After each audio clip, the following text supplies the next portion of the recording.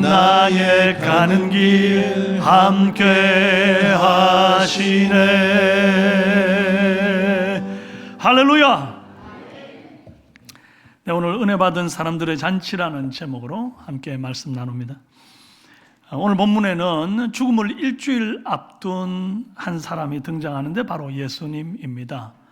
1절에 유월절 엿새 전에 예수께서 베다니에 이르시니, 유월절 엿새 전이라 함은 유대인들에게는 그저 해마다 돌아오는 절기가 다시 돌아온 것에 불과할 수 있습니다만은 예수님께는 전혀 다른 의미로 받아들일 수 있는 유월절입니다. 왠고하니 이번 유월절에는 예수님께서 어린 양 제물이 되사 십자가 사형을 당하실 유월절이기 때문입니다.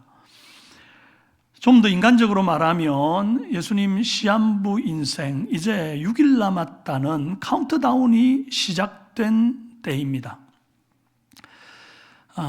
모든 사람에게 그 인생의 마지막 일주일은 옵니다. 우리에게도 오겠죠. 그럼 우리는 그 마지막을 어떻게 보낼 것입니까? 아이고, 살 날이 6일밖에 안 남았다고 두렵고 공포가 찾아오고 그래서 아무것도 못하고 그냥 얼어있다가 끝날 겁니까? 그렇게 아깝게 세월 보내면 안 되잖아요. 우리 예수님처럼 사랑하는 사람들을 만나고 또 그들과 함께 아름다운 교제를 나누면서 참 그렇게 이 땅의 마지막이 아름다웠으면 참 좋겠습니다. 좋겠습니다. 네. 저만 좋아서 되겠습니까? 다 좋아야지. 예수님이 베다니로 가셨어요. 그리고 그곳에서 이제 예수께 은혜 받은 사람들이 잔치를 준비하거든요. 근데 그 잔치 자리에 예수님이 계세요. 우리는 이 베다니의 잔치를 보면서 은혜 받은 사람이 어떻게 살아가야 하는가를 좀 깨닫기를 원하는데 세 가지 중요한 교훈을 받기를 원합니다. 먼저 은혜 받은 사람은 예수님을 먼저 높인다는 겁니다. 읽어볼까요? 오늘 이 잔치는 죽었다가 부활한 나사로 때문에 생긴 잔치입니다. 나사로의 부활 사건은 요한복음의 7가지 표적 사건, 예수가 그리스도라고 이렇게 알려주는 사건, 이 표적 사건들의 맨 마지막 사건이기도 하면서 앞선 6가지 표적들을 다 집대성하는 그런 표적이라고 볼 수 있습니다. 그리고 이 나사로의 부활 사건은 곧 이어올 예수 그리스도의 부활의 예고편이기도 합니다. 무엇보다 환자의 병을 고치는 것, 그리고 죽은 사람을 살리는 것, 이건 급이 다른 사건이에요. 이 사건을 통해서 그동안 많은 논란이 있어 왔던 것을 한 방에 잠재웁니다. 어떤 논란입니까? 예수가 랍비다, 선지자다, 아니야, 그리스도일 거야. 서로 정답을 못 내리고 이 절기에 모인 사람들이 막 수군수군 대던 그 모든 논란을 한 번에 그냥 잠재우는 강력한 사건, 바로 예수 그리스도께서 하나님의 아들, 생명의 주관자라고 하는 사실을 드러내는 사건이다 이 말입니다. 지난주 들었던 설교 말씀을 한번 떠올려 보세요. 예수님이 맹인을 향해서 이리 말씀하셨죠. 이 사람이 맹인된 것은 자기 죄 때문도 아니고 부모의 죄 때문도 아니고 그에게서 하나님 하실 일을 나타내려 함이라, 그렇게 말했거든요. 근데 지금 나사로 병들었을 때 예수님이 하신 말씀도 굉장히 닮았습니다. 요한복음 11장 4절에 예수께서 들으시고 이 병은 죽을 병이 아니라 하나님의 영광을 위하며 하나님의 아들이 이로 말미암아 영광을 받게 하려 함이라 하시더라. 죽을 병이라서 죽었습니다. 그런데 다시 살아났기 때문에 결과적으로 죽을 병이 아닌 게 맞습니다. 그런데 이 병 때문에 한번 죽었기 때문에 죽은 그를 다시 살리는 과정에서 예수 그리스도가 인간 가운데 비범한 어떤 존재 수준에 그치지 않고 생명의 주관자, 부활의 능력을 가진 하나님이 보내신 그리스도임을 확실하게 증거하는 그런 어떤 섭리가 담긴 사건이 이 나사로의 병 사건이라는 거예요. 그래서 나사로의 병은 하나님의 영광을 위한 병입니다. 반면 예수를 미워하고 이단 취급하던 이 당시 종교 지도자들은 아이고 예수가 하다 이제 죽은 사람까지 살리네. 큰일 났다. 이러다가 우리 이 위신이 다 땅에 떨어지고 지위가 바닥을 치겠다. 이제 이런 마음이 드는 겁니다. 그래서 당시 대제사장과 산헤드린 공의의 사람들이 이제 예수 그리스도를 죽이기 위해서 이제 혈안이 됩니다. 이제 대제사장과 이 산헤드린 공의회 사람들 가운데 두 파가 있어요. 하나는 사두개인이라 그래가지고 여호와를 믿기는 믿는데 이성적, 그다음에 과학적, 합리적, 계산적, 논리적으로 믿어야지 무슨 부활 이런 말도 안 되는 망상 같은 신앙생활 하는 건 옳지 않다라고 말하는 쪽이 있고 아니다, 부활은 있다라고 말하는 바리새인들이 있어요. 그래서 이 산헤드린 공의회 안에 71인으로 구성되어 있는 이 안에 두 패가 있단 말이죠. 그런데 지금 나사로가 죽은 자 가운데 부활해버렸지 않습니까? 그러니까 이제 그동안 그 한 반대편에 있었던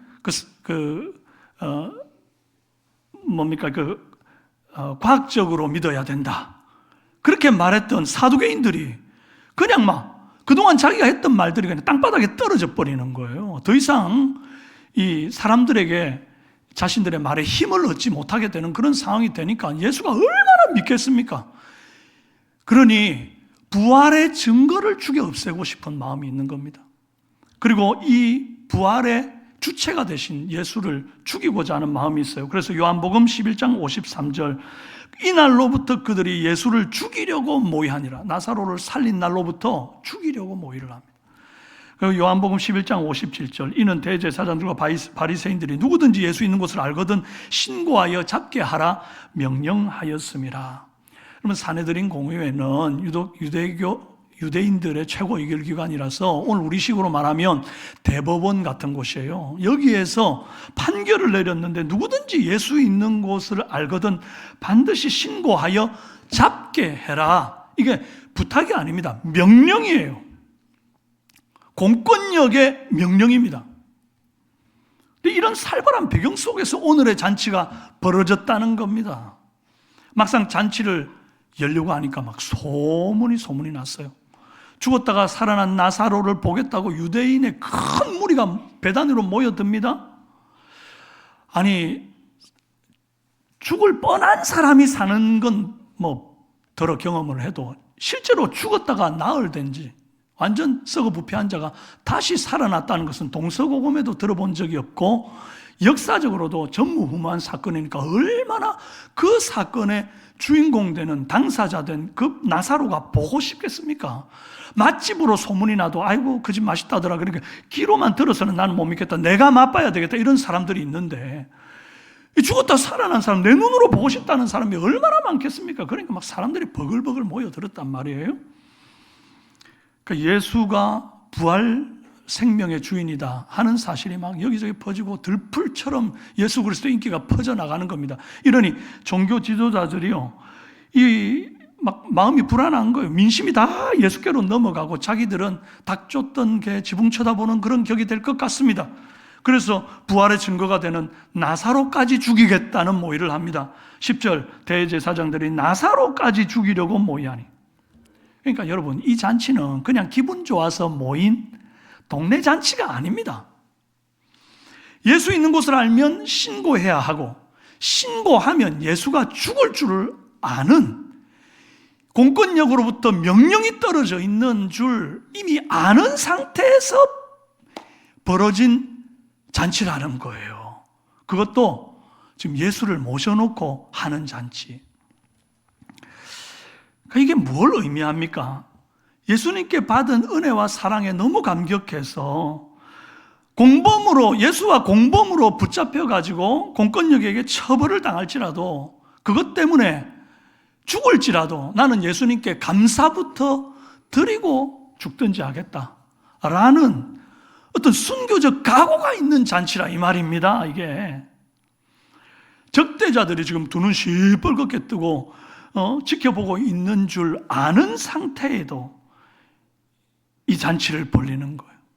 그러니까 예루살렘 절기에 찾아온 그 수많은 유대인들에게 예수 그리스도가 하나님의 아들임을 증거하는 나사로도 있고 예수님도 있는 그런 상태에서 벌어진 한마디로 전도잔치가 되어버린 겁니다. 이게 나사로와 마르다와 마리아가 어째서 이런 목숨을 건 가오가 담긴 이런 잔치를 열 수 있었을까? 그들은 겁이 안 났을까? 이 공권력에 대한 두려움이 없었을까? 그렇지가 않습니다. 그들 안에 부활신앙이 흘러들어왔기 때문이에요. 부활신앙이 뭡니까?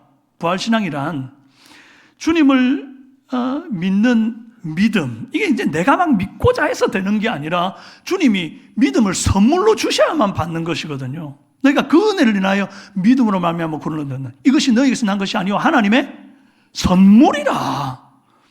행위에서 난 것이 아니니 이는 누군지 자랑치 못하게 하려 함이라. 그러니까 주님이 이 부활신앙을 선물로 믿음을 주신 거예요. 이 믿음을 수납한 사람, 은혜로 수납한 사람들은 내가 비록 세상 공권력이 두렵기는 하지만 그보다 더 두려운 존재가 생긴 겁니다. 내 영혼을 지옥에도 던져 넣을 수도 있고 영원 생명으로 부활시킬 수도 있는 그 주님을 두려워하게 된 거예요. 사람보다 하나님을 두려워하는 신앙으로 바뀌는 것, 이게 부활신앙입니다. 여러분, 이 부활신앙으로 무장하시는 은혜 있기를 바랍니다. 그런데 여기서 한 가지 주목해야 할 부분이 있어요. 2절에 거기서 예수를 위하여 잔치할세. 누구를 위하여 잔치해요? 예수를 위하여 잔치한대요. 아니, 죽었다가 살아난 사람은 누구예요? 나사로입니다. 그럼 나사로를 위하여 잔치를 해야죠. 여러분 생각해 보세요. 여러분의 부모님이 너무 이제 질병에 시달리다가 돌아가실 위기에 처했는데 어떤 이제 용한 의사 선생님이 명의가 와가지고 그를 고쳐줬습니다. 그러면 죽을 위기에 처했던 아버지가 살아났으니 누구를 위해서 잔치를 할 겁니까? 당연히 아버지를 위해서 잔치를 해야죠. 의사를 위해서 잔치하는 경우 있습니까? 여러분 그랬습니까? 아무도 그리 안 합니다. 왜요? 의사는 원래 아픈 사람 고치고 병자를 살리는 것이 그 할 일이기 때문이에요. 지금 나사로 입장에서는 죽었다 살아난 건 난데 왜 나를 위해서 잔치를 안 하고 예수님을 위해서 잔치하냐? 섭섭할 수 있는 그런 상황이겠죠. 그런데 그렇지가 않아요. 나사로도 또 마리아, 마르다도 예수님을 위해서 잔치하자 이렇게 서로 합의하고 이 잔치를 벌이는 거예요. 이게 바로 예수님 먼저 높이는 은혜 받은 자의 태도입니다. 많은 사람들이 하나님 앞에 기도합니다. 주님, 먼저 그의 나라와 그의 의를 구하겠습니다. 그래가지고 나라와 민족을 위해서 하나님 거룩하신 하나님 나라가 이 땅에 임하기를 위해서 기도하는 사람도 있지요. 예, 다들 그렇게 기도할 겁니다. 그런데 사실은 더 절박한 기도는 어떤 의미에서 현실적인 기도일 때가 많죠. 자녀의 성적이나 학업이나 혹은 취업이나 또 승진이나 건강 회복의 문제나 부모님의 어떤 그 건강의 문제나 이런 어떤 현실적인 문제를 놓고 우리가 하나님 앞에 간절하게 기도합니다. 그게 잘못된 게 아닙니다. 모든 범사를 주께 맡기고 기도하는 거, 이건 너무나 소중한 일입니다만은 문제는 뭔가 하니까 기도 이후에 응답 받았을 때 그 응답 이후의 삶이 어떻게 되느냐 이거거든요. 기도할 때는 간절합니다. 근데 하나님께 기도 응답받고 난 이후에는 합격한 당사자, 병 고친 당사자, 취업된 당사자, 그들을 위한 잔치를 여는데 바쁩니다. 주님은 어느새 뒷전으로 갑니다. 여러분, 우리가 정작 응답을 주신 하나님께 감사하는데 인색한 경향이 있다는 것을 알아야 합니다. 그런 점에서 나사로와 마르다와 마리아는 받은 은혜에 감사하는 순서를 잘 지키는 본을 우리에게 보여주고 있습니다. 우리 그렇게 합시다. 기도 응답을 뭐라도 받으면 주님께 제일 먼저 감사하고 성도들과 함께 잔치하며 교제하며 떡을 떼는 그 은혜 있기를 바랍니다. 자, 두 번째로 은혜 받은 사람은 자기 방식으로 사랑합니다. 읽어볼까요? 마르다, 마리아, 나사로 이 세 사람은 다 예수님을 사랑합니다. 그런데 사랑하는 방식이 제각각 다릅니다. 마르다는 열심히 음식을 만들어 섬기는 일하는 방향으로 사랑합니다. 그거 할 때 기뻐요. 마리아는 지극히 비싼 나드 향유를 예수님 발에다 붓고는 머리털로 자기 예수님의 발을 씻습니다. 나사로는 예수님과 함께 앉은 자 중에 있어요. 식탁에 앉아 있습니다. 여기에서 우리는 중요한 사실을 하나 배우는 겁니다. 신앙에는 다양한 표현이 있다는 겁니다. 마르다는 열심히 일하고 섬길 때 행복한 사람이에요. 누가복음 10장에 보면 예수님이 공생의 중반에 이 예루살렘을 방문할 때가 있었는데 그때 마르다의 집으로 가요. 그때 마르다가 예수님을 모시기 위해서 열심히 음식 준비를 합니다. 그런데 그 준비할 때 동생 마리아가 예수님 발 밑에 앉아가지고 말씀만 듣겠다고 앉아있으니까 울화가 치밀어 오르는 거예요.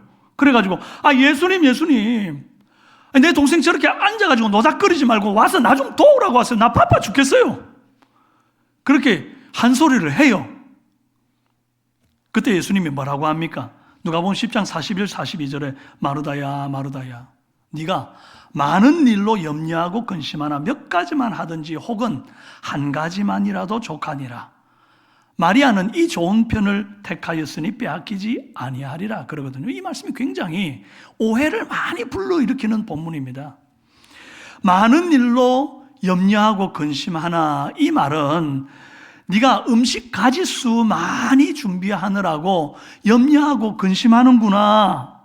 그냥 음식을 몇 가지만 하든지 혹은 한 가지만 해도 족하다. 쉽게 말하면 나는 된장찌개 하나만 해도 좋게. 그러니까 너무 많은 거 준비하려고 근심하고 애쓰지 마라.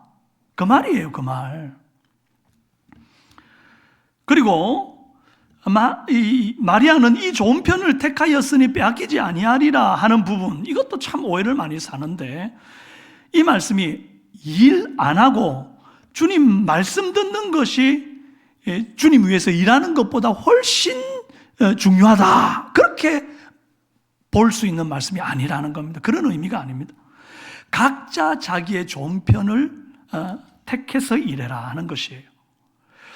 하나님이 자기에게 주신 은사가 다 다르잖아요. 그러니까 각자가 받은 그 은사대로 일하는 것이 그 좋은 편입니다.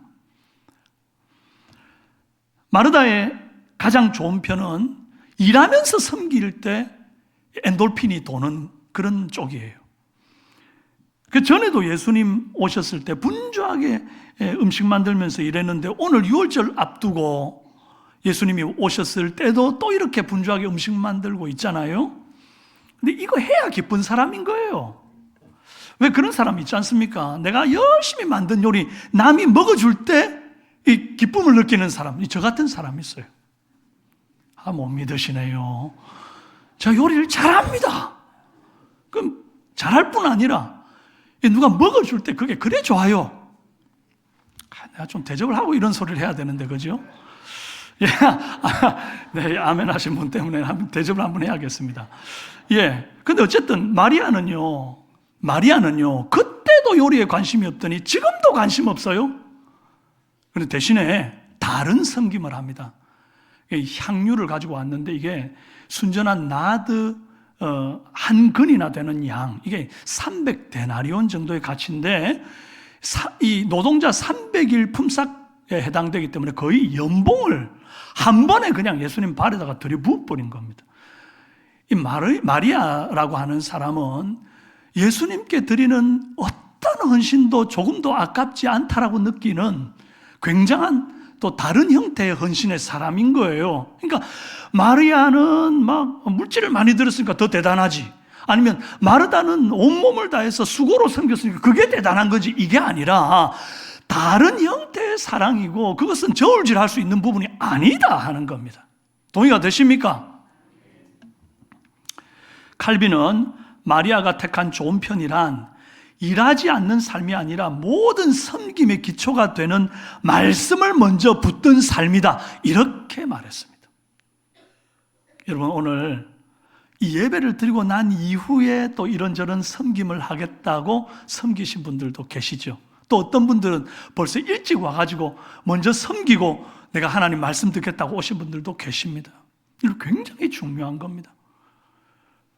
하나님의 말씀 듣고 주님의 말씀을 붙드는 것은 도외시되고 봉사하고 섬기는 데만 빠른 것은 결코 유익한 일은 아닙니다.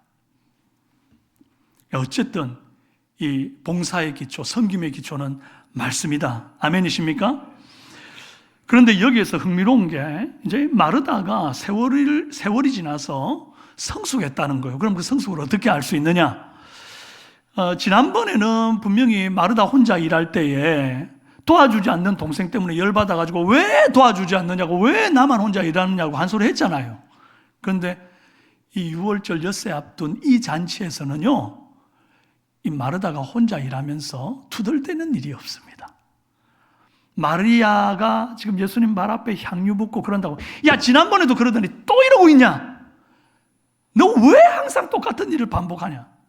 내가 몇 번 말해야 알아듣냐? 이런 거 안 합니다.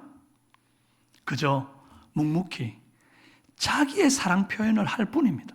이게 성숙이에요. 다른 사람과 비교하지 않고 자기의 사랑 표현으로 묵묵히 자기의 속도대로, 자기의 방향대로 그렇게 섬기는 것. 교회 안에도 종종 이런 일들이 있습니다. 특히 일을 많이 하시는 분들이 시험에 드는 경우들이 많아요. 나는 일을 하면 화끈하게 하는 사람이야. 일을 하려면 똑 부러지게 해야지. 이게 뭐야? 비켜봐, 내가 할게. 그래가지고 막 일하다가 왜 나 혼자 일하는데? 이렇게 성도가 많은데 왜 일하는 사람이 나밖에 없어? 나도 안 할래. 이러고는 나가 떨어지는 거예요. 정말 옳지 않습니다.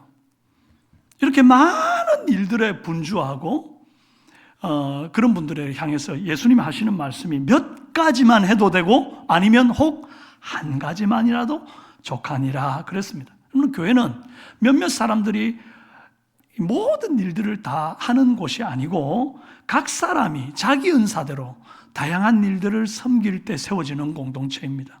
그러니까 예수님 말씀대로 몇 가지를 하든지 아니면 그 몇 가지를 해도 힘이 남는 사람이 있어요. 그러니까 꼭 한 가지만 해야 된다. 그래서 목사님이 설교 때 한 가지만 하랬으니까 나 이제 이것도 안 하고 저것도 안 하고, 이건 수준이 낮은 겁니다. 사람들마다 용량이 다르잖아요. 힘이 달라요. 제가 들 수 있는 무게가 뭐 한 30kg 들 수 있다 그러면 어떤 사람 100kg 드는 사람이 있잖아요. 그러니까 급이 다른데 자꾸 똑같이 모든 선에서 들려고 하지 말고, 많이 받은 사람은 많이 일하는 것이 옳습니다. 10달란트 받은 사람은 10개를 남기는 것이 옳다고요. 근데 5달란트 받은 사람은 똑같이, 혹은 1달란트 받은 사람은 똑같이 이렇게 취급되기를 원하는 것은 그게 좋은 성경적인 방식이 아니란 말입니다. 그러니까 어떤 사람은 몇 가지를 해도 전혀 부담이 안 되고 오히려 많이 섬길수록 더 기쁜 사람이 있어요. 그럼 그렇게 하라는 거예요. 그런데 몇 가지를 하는 것이 너무 힘든 사람, 자꾸만 뭘 더 맞는 것이 부담스러운 사람은 한 가지만 해도 족하다. 그러면 아무것도 안 하면 어떠노? 그건 아닙니다. 그거는 주님께서 기뻐하지 않으세요. 한 가지만 해도 족하다. 근데 그 한 가지가 여러 가지 방식인데 마리아 같은 섬김의 방식도 있고 마르다 같은 섬김의 방식도 있다 이 말이에요. 그러니까 1인 1사역이라는 것은 굉장히 중요합니다. 아멘이 되십니까? 그래서 우리 교회 삼성교회 성도님들은 어떤 모양으로든지 1인 1사역 감당하시길 바랍니다. 막 봉사의 일, 막 몸으로 뛰고 땀을 흘리고 그것만이 이 1인 1사역에 속하는 것이 아닙니다. 지금 이제 우리가 말씀을 연구하는 이제 이런 그 수업들도 많이 지금 개설이 됐잖아요. 그럼 내가 거기에 들어가서 하나님 말씀을 들어보리라. 마리아 같은 그런 것도 참 아름다운 일이겠지요. 어떤 모양으로든지 여러분 정말 주님의 몸된 교회를 위해서 또 1인 1사역 감당하는 은혜 있으면 참 좋겠습니다. 자, 끝으로 은혜 받은 사람은 존재 자체가 복음이 됩니다. 읽어봅시다. 본문 10절 11절을 보면 놀라운 말씀이 나옵니다. 대제사장들이 나사로까지 죽이려고 모이하니 나사로 때문에 많은 유대인들이 가서 예수를 믿음이러라. 대제사장들이 왜 나사로까지 죽이려고 합니까? 나사로가 설교를 했습니까? 무슨 전도 집회를 했습니까? 나사로가 한 게 뭐죠? 그냥 살아있는 것뿐입니다.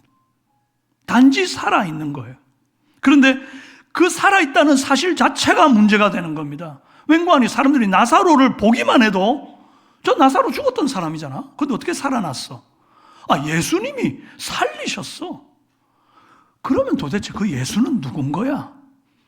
이러면서 나사로의 존재를 보는 순간 예수와 연결이 되는 겁니다. 그러니까 나사로의 존재 자체가 예수님의 능력을 증거하는 살아있는 간증이라는 겁니다. 나사로는 말하지 않아도 됩니다. 죽었다가 살아난 그 삶 자체가 이미 말하고 있기 때문입니다. 여러분, 이게 가장 강력한 전도예요. 설교도 중요하고 전도 프로그램도 중요합니다만은 그보다 더 중요한 게 있다고 한다면 변화된 성도의 삶입니다. 변화된 성도의 인생이에요. 동의가 되십니까? 나사로의 존재 자체가 예수를 그리스도로 믿기 싫어했던 사람들의 불신앙을 폭로하는 게 됩니다. 부활한 나사로의 존재를 통해서 예수가 그리스도임이 명백히 밝혀졌음에도 불구하고 그것을 믿기 싫은 사람은 예수가 그리스도임을 증거하는 그 확실한 증거를 지우고 싶어 합니다. 그래야 자기들이 기득권을 차지할 수 있으니까, 그래야 자기들이 그동안 말해왔던 것들이 신빙성이 있어지니까, 그래서 결국 나사로를 죽이자 이렇게 가는 것이 세상 방식입니다. 그래서 결국 나사로가 죽나요? 나사로 죽이자 그랬는데 죽었나요? 아닙니다. 나사로는 수명이 다해 죽습니다. 부활했다고 안 죽는 건 아니잖아요. 몸이 부활했어도. 그런데 지금 이 대제사장과 이 바리새인들이 모의해서 죽이자고 했다고 해서 이 공권력이 죽이자고 했다고 해서 죽일 수 있었던 게 아니었다니, 머리털 하나도 상하게 못합니다. 만약에 나사로가 그렇게 죽었다고 한다면 기독교 최초의 순교자는 이 스데반 집사님이 돼가지고 성경에 기록되어 있는데, 그게 아니라 기독교 최초의 순교자로 나사로가 성경에 기록되어 있어야 할 겁니다. 그런데 그러지 않잖아요. 오히려 어떤 기록이 있습니까? 11절, 나사로 때문에 많은 유대인이 가서 예수를 믿음이라라. 죽이려고 하는데 오히려 더 복음 선포가 더 확장이 되고 예수를 믿는 역사가 나사로 때문에 더 있었다. 나사로는 특별히 말 안 하는데 그 존재로, 삶으로 예수를 전합니다. 그래서 여러분, 복음은 말씀으로 선포되지만 그 선포된 말씀의 진실성을 입증하는 것은 여러분의 변화된 삶이라는 것을 기억하시길 바랍니다. 여러분이 삶으로 살아내야만 여러분이 전한 복음이 진짜인 줄을 사람들이 알아요. 그런데 말은 복음을 전하는데, 분명히 스스로도 교회를 다니고 예수쟁이라고 말은 하는데 그 삶이 전혀 따라주지 않는다 그러면 아무도 믿지 않습니다. 여러분이 그리스도인이라는 사실을, 여러분이 전한 복음이 사실이라는 것을 아무도 믿지 않아요. 저는 오늘 말씀 준비하다가 재밌는 걸 하나 발견했습니다. 예수님을 위해 잔치를 배설한 이 마르다, 마리아, 나사로는 정작 말 한마디가 없습니다. 마리아는 향유를 예수님 발에 붓고 머리털로 닦았다고만 기록되어 있습니다. 마르다는 열심히 예수님 드실 음식을 준비했다고 기록되어 있어요. 나사로는 예수님과 함께 앉은 자 중에 있어요. 식탁에 앉아 있습니다. 근데 말이 없습니다. 누가 말하느냐? 한 사람이 딱 있어요. 4절. 제자 중 하나로서 예수를 잡아줄 가룟 유다가 말하되, 뭐라고 말합니까? 5절, 이 향유를 어찌하여 300데나리온에 팔아 가난한 자들에게 주지 아니하였느냐 하니. 겉으로는 굉장히 경건한 척하고 가난한 자들을 위하는 영적 지도력인 것 같이 포장해서 말을 합니다만은, 성경은 그 속내를 분명하게 밝혀줍니다. 6절, 그는 도둑이라 돈꾀를 맞고 거기 넣은 것을 훔쳐가미르라. 유다는 가난한 자를 생각한 것이 아니라 돈을 생각했습니다. 그런데 말은 가난한 자들을 먼저 생각하는 것처럼 거룩하게 포장하고 말하는 거예요. 다 속아요. 그런데 전지하신 하나님은 그것을 보고 알아요. 그때는 아무도 몰랐습니다. 그런데 요한이 이 성경을 기록할 때 성령의 감동을 받아 기록하는데, 전지적인 신적 시각에서 이 기록을 하는데 뭐라고 합니까? 그는 도둑이라 돈꾀를 맞고 거기 넣은 것을 훔쳐가려고 방금 그 번들으라 말을 했다고 후에 기록을 남기는 거예요.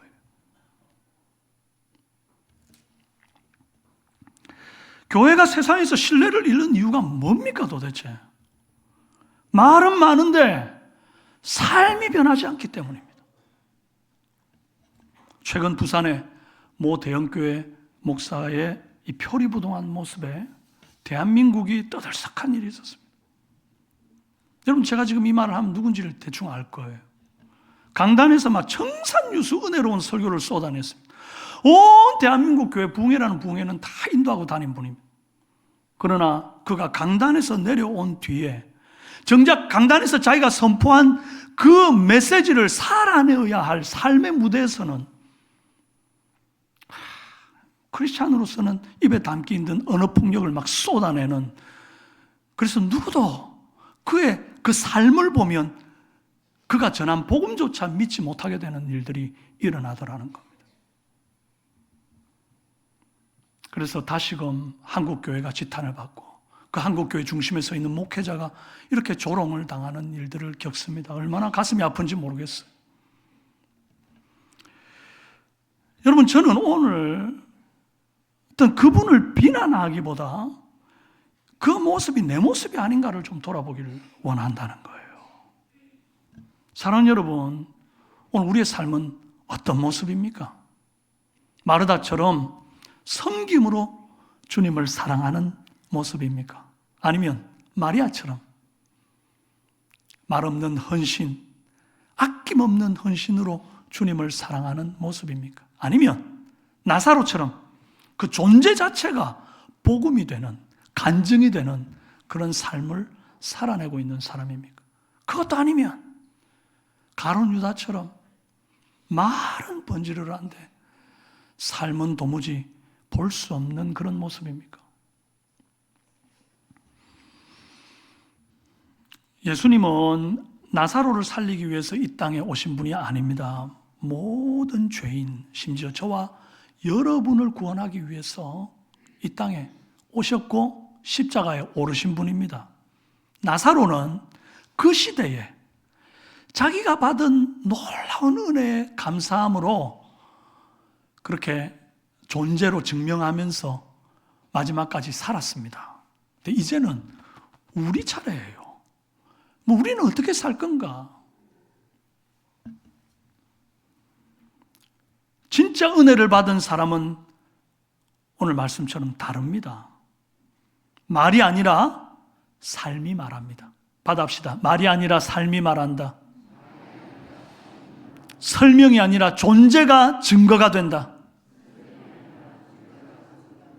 네. 저와 여러분의 삶을 곁에서 지켜본 사람들이 이렇게 말해야 됩니다. 야, 저 사람 예수 믿고 달라졌다. 아, 저 사람은 예수 믿는 사람일 줄 알았다. 처음부터 저 사람 하는 말, 하는 행동이 어쩐지 다르더라. 저 사람이 우리 직장에 들어오고부터 왠지 이 직장 속에 긍정적인 이 에너지가 막 돌더라.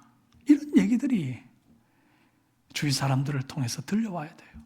우리 엄마 아빠 예수 믿고 나니 달라졌다. 여러분, 자녀들이 그 얘기를 할 수 있어야 합니다. 우리의 존재 자체가 살아있는 복음이 되어서 말이 아니라 삶으로 주님 살아계심을 증거하는 은혜 받은 자다운 삶 되시기를 주님의 이름으로 축원합니다. 우리